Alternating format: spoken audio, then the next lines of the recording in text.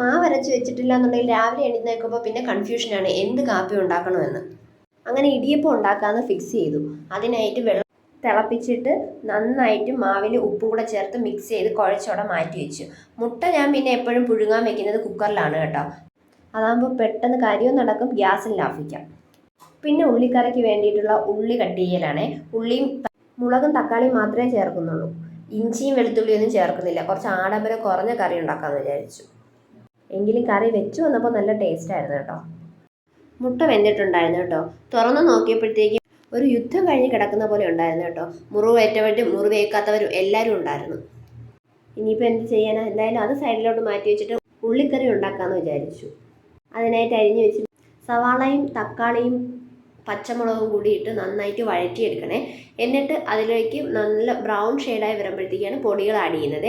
പൊടികൾ ആഡ് ചെയ്തിട്ട് ശേഷം വെള്ളം ഒഴിച്ചു കൊടുക്കുക. നമുക്ക് ഗ്രേവിയോട് വേണമെങ്കിൽ ഒത്തിരി വെള്ളം കൂട്ടി കൊടുക്കാം, അതല്ല കുഴമ്പാക്കിയാണ് എടുക്കേണ്ടെങ്കിൽ അങ്ങനെ. എന്തായാലും അത്യാവശ്യത്തിന് വേവാനുള്ള വെള്ളം ഒഴിച്ചതിന് ശേഷം ഞാൻ കുക്കറിൽ വെച്ചിട്ടാണ് വിസിൽ കേൾപ്പിച്ചെടുക്കുന്നത്. ഒരു 3-4 വിസിൽ കേൾപ്പിച്ചെടുക്കും. എപ്പോഴും വഴറ്റാനുള്ളതെല്ലാം ഞാൻ വഴറ്റിയതിന് ശേഷം ഞാൻ കുക്കറിൽ വെച്ചിട്ടാണ് ഉള്ളിക്കറി ഉണ്ടാക്കുന്നത്.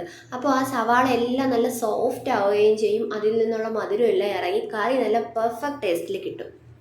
അതിനുശേഷം ഇടിയപ്പം പ്രസ് ചെയ്യാനായിട്ട് തുടങ്ങി.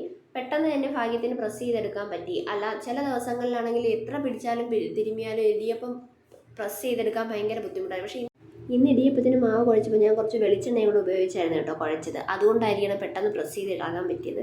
അത് കഴിഞ്ഞ് ഞങ്ങൾ ബ്രേക്ക്ഫാസ്റ്റ് കഴിച്ചു.